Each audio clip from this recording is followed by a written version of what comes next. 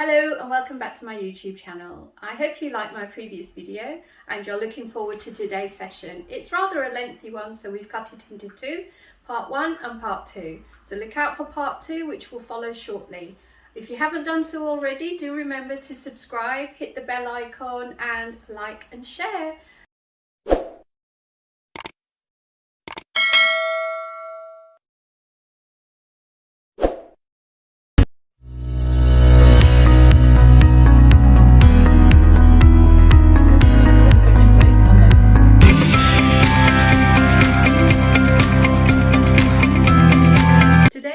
An interesting guest with me. She's an international student and I've got some, it's going to be a short Q&A session, so hopefully she's got all the answers to my questions. Oh no! It's a trap! So shall we begin? And hello and welcome to my YouTube channel. Thank you for agreeing to take part in the Q&A, and I hope the questions are not too difficult for you to answer. No, it's a light-hearted one, so let's just enjoy it while we can. So tell me a little bit about yourself. First of all, thank you for inviting me to this because it's a great opportunity for me as well. So I'm Malavika Prakash. I'm doing my Masters in Sheffield Hallam University. I started in 2019. My course is 2 years. So I'm going to be graduating in this September 2021. Okay, that's nice. So what made you choose, what did you look for when choosing a university? Well, I had a consultant back in India when I was looking for international education. So can I just stop you there? Why were you looking for an international education rather than, furthering your qualifications or your education in India? So basically, since I was doing my undergraduate degree, I had a really great passion to go abroad and study. Oh, really? It's because I was really attracted to the way that international education is. It's more like practical rather than theoretical always. So it really gave me a motivation that I compared different countries, and I had a list of top 5 countries which provide great education. So that was a dream since I was doing my undergraduate degree. Okay, so you had a consultant who gave you advice. So how did you approach the consultant? Well, I was referred by my friend. She came to the UK, I think in 2015 or 16, I don't really remember. But she gave me the contact and I visited them and I got a consultant. So she was helping me with all the process from application till I got the visa and I came here. I got a consultant, so she helped me with all the process to do it. Okay, so how did you actually go about choosing the course and the university? So, well, I told her what my career goals are, what subjects I am interested into, and she gave me like an understanding regarding what is the career scope in the UK, what are the subjects or what are the industry that I need to get into, that even after finishing my degree I should get a job. So that was the better understanding, and that helped me a lot in selecting a degree and the university as well. Okay, and also, were you working previously or were you going straight from a degree to a master's? Right after I completed my degree, I got a job in a company.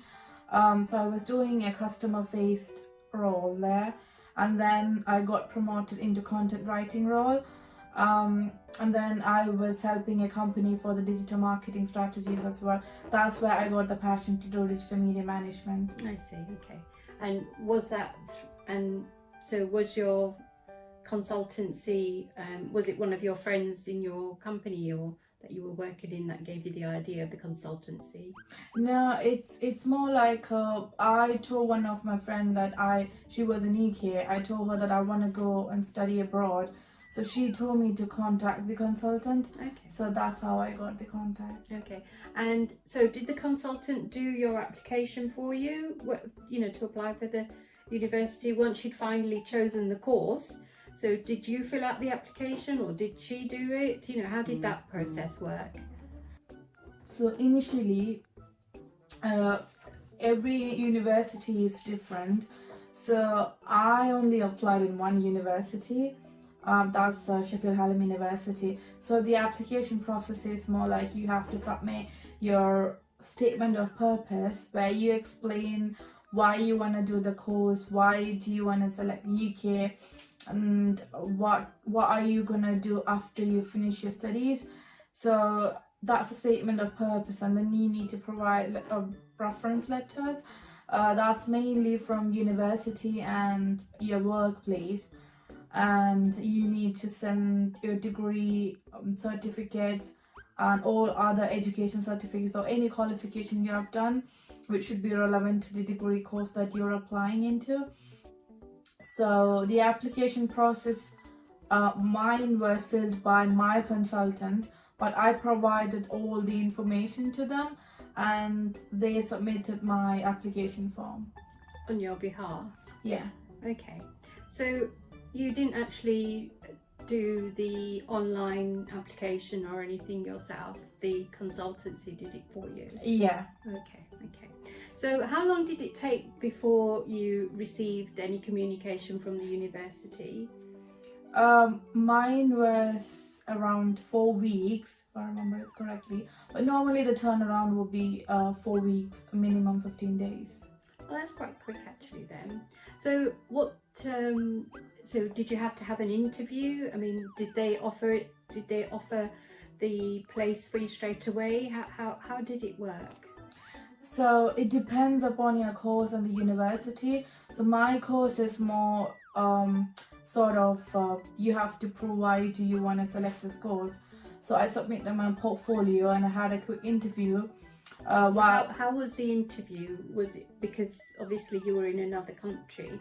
So how did that process work? Can you just Yeah, it was online. So it wasn't really that much questions, but they asked me why do you want to do the course and why did you select the university, and to check my portfolio and review all that.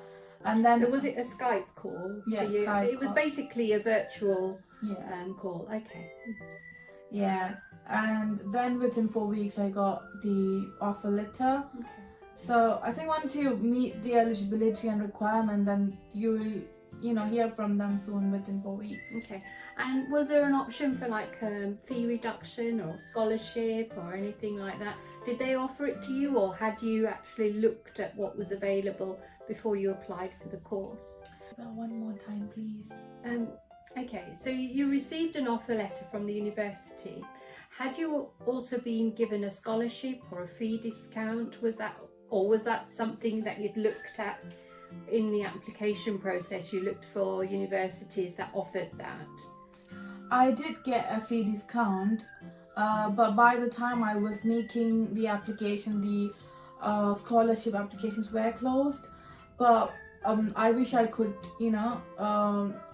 looked into it one year ahead. Okay, so thinking back now in hindsight, you would say that you should sort of look at something a year in advance, because the window of opportunity obviously is narrow. Yeah, so that would be my advice to other students as well, because there are many scholarships and fee discount out there. But if it's a fee discount, then the university itself will offer you according to your mark or your eligibility criteria if you meet it. And for the scholarship, it's mostly the Sheffield Hallam University provide transform together scholarship for eligible students, but you need to check into the terms and conditions on the website. But if you apply early and if you submit, it's more like an essay. So if you submit it and if you qualify for it, and you will get a 50% fee reduction for it. Okay, that's good. Thank you. So you had an interview and it went very well, and that's why you got the offer letter. But just one question I have is, if you did you actually look at because obviously you're an international student, And so was there opportunities to actually do like an open day? Was it online, or did you do any of that, or were you just, you know, yeah, this is the university I'm going to go to and this is the course that I've selected? So there is open days for universities, but right now it's more virtual. But when I was applying, it's more like face to face. So I couldn't really attend to it because I'm from India. So I was India at that time. So yeah, it wasn't online. It was more like a face to face one. Okay.